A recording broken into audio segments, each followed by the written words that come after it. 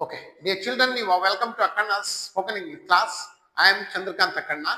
ನಾವು ಇವತ್ತಿನ ಕ್ಲಾಸಲ್ಲಿ ಸ್ವಲ್ಪ ಈಜು ಆರು ಓರು ಎಲ್ಲೆಲ್ಲಿ ಬರ್ತವೆ ಸಬ್ಜೆಕ್ಟ್ ಮತ್ತು ವರ್ಬ್ ಅಗ್ರಿಮೆಂಟು ಅಂತಕ್ಕಂಥದ್ದನ್ನ ನೋಡೋಣ ಬನ್ನಿ. Okay, fill the following blanks with correct option ಅಂತ ಇದೆ. ಇಲ್ಲಿ ಆಪ್ಷನ್ಗಳನ್ನ ಕೊಟ್ಟಿದ್ದೀವಿ ಬ್ರಾಕೆಟ್ ಅಲ್ಲಿ. ಇಲ್ಲಿ ಯಾವುದು ಹೆಲ್ಪಿಂಗ್ ವರ್ಬು ಯಾವ ಒಂದು ಸಬ್ಜೆಕ್ಟ್ ಒಂದಿಗೆ ಮ್ಯಾಚ್ ಆಗುತ್ತೆ ಅಂತಕ್ಕಂಥದ್ದನ್ನ ನೋಡೋಣ ಬನ್ನಿ. ಸ್ವಲ್ಪ ಯೋಚನೆ ಮಾಡೋಣ, ಸ್ವಲ್ಪ ವಿಚಾರ ಮಾಡೋಣ ಸ್ವಲ್ಪ. Okay, see the subject is C dash with me last Sunday ಅಂತ ಇದೆ. C dash with me last Sunday. Okay, last Sunday ಅಂತ ಇದೆ.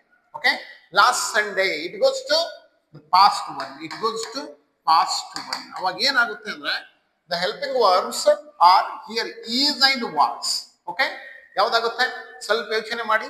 C dash with me last Sunday is ಆಗುತ್ತೋ ವಾಸ್ ಆಗುತ್ತಾ? Right, you are right, was ಆಗುತ್ತೆ. Okay, C was with me last Sunday. ಯಾಕೆ? Because last Sunday is the past action. Understand? ಅದಕ್ಕೆ ಈ ಸಮಯ ಏನ್ ಮಾಡ್ತಾ ಇದೆ? ಪಾಸ್ಟ್ ಅಲ್ಲಿ ತೋರಿಸ್ತಾ ಇದೆ. ಅದಕ್ಕೋಸ್ಕರ we use was. Understand? She was with me last Sunday. Okay, take down second one. All children were in the class now. All children were in the class now. Now means at present. ಈಗ ಸದ್ಯ class ಅಲ್ಲಿ ಇದ್ದಾರೆ. ನೋಡ್ರಿ, R ಅಂದ್ರೆ ಸದ್ಯ ಇದ್ದಾರೆ, or ಅಂದ್ರೆ ಇದ್ದರು. ಯಾವ್ದಾಗುತ್ತೆ? ಯಾವ್ದಾಗುತ್ತೆ? ಯೋಚನೆ ಮಾಡಿ. So are is the correct answer. Okay, all children are in the class ನಾವ್ ಅಂತ. Okay, next come to the third one. Okay, the office is was near my home in 1987, not in 2005. Okay, we are not speaking about 2025. We are speaking about 1987. 1987. So it goes to past. It goes to past. Then which is the correct answer? Was is the correct answer. Is not the correct answer. So was. Okay, the office was near my home in 1987. Other thing, next one, Sakshi and Ranjana. Plural subject. Sakshi and Ranjana are my classmates now. My classmates now. Both questions are same. Okay, here is also now and here is also now. ಅಂದ್ರೆ ಯಾವ್ದಾಗುತ್ತೆ? Were ಆಗುತ್ತೋ are ಆಗುತ್ತೋ? Were ಆಗುತ್ತೋ are ಆಗುತ್ತೋ? Okay, are. You are right. Okay, Sakshi and Ranjana are my classmates ನಾವ್ ಅಂತ ಹೇಳ್ತಕ್ಕಂಥದ್ದು. Next one, all people. Plural one, all people, ಎಲ್ಲಾ ಜನರು. Was were educated there. Okay, all people was were educated there. ನಮಗೆ ಗೊತ್ತಿದೆ was ಅನ್ನು ಎದಕ್ಕೆ ಯೂಸ್ ಮಾಡ್ತೀವಿ? It is used for singular. It is used for he, she, it and I, he, she, it. But the subject is plural here. It is they. ಏನಾಗುತ್ತೆ? they ಆಗುತ್ತೆ. ಅವಾಗ ಯಾವ್ದು ಬರುತ್ತೆ correct? Option is were. All people were educated there. All people were educated there. Then were is the correct answer. Next, come to the next one, the peon. Was were helping everyone. Okay, let it be. ಇದನ್ನ ಬಿಟ್ಬಿಡಿ, ಇದರ ಬಗ್ಗೆ think ಮಾಡೋಣ. Okay, ಏನಿದೆ? the subject is singular.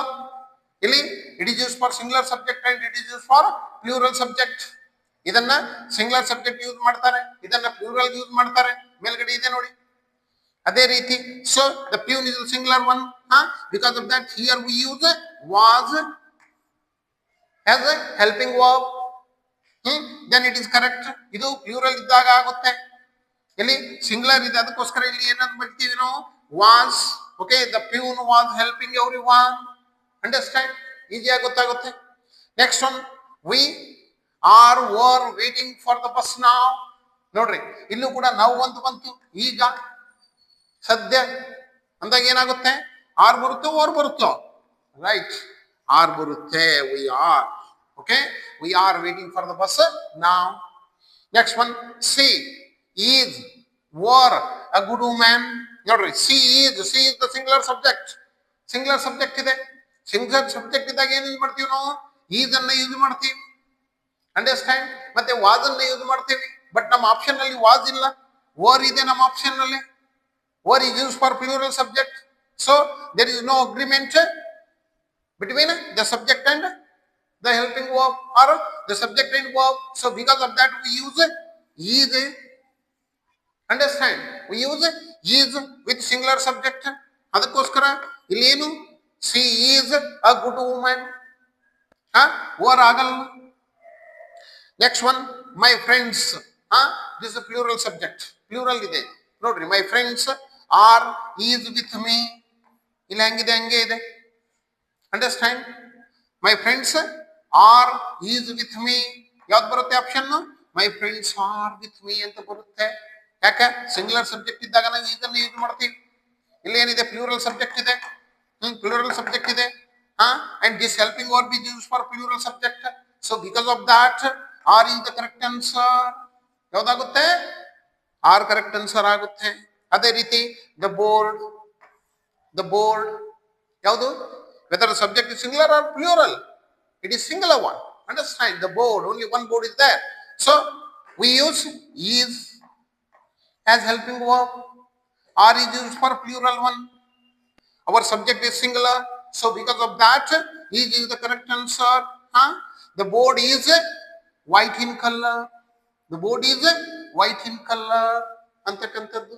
ಈ ರೀತಿಯಾಗಿ ನಾವೇನ್ ಮಾಡ್ತೀವಿ? is, am, are, was, were ಅನ್ನ ಯೂಸ್ ಮಾಡ್ತೀವಿ. ಈ ಕೆಲವು ಸೆಂಟೆನ್ಸ್ಗಳ ಮುಖಾಂತರ ನಿಮಗೆ ಅರ್ಥ ಆಗಿರಬೇಕು ಅಂದುಕೊಂಡು ಇವತ್ತಿನ ಕ್ಲಾಸನ್ನು ಮುಗಿಸ್ತಾ ಇದ್ದೀನಿ. Good bye, thank you.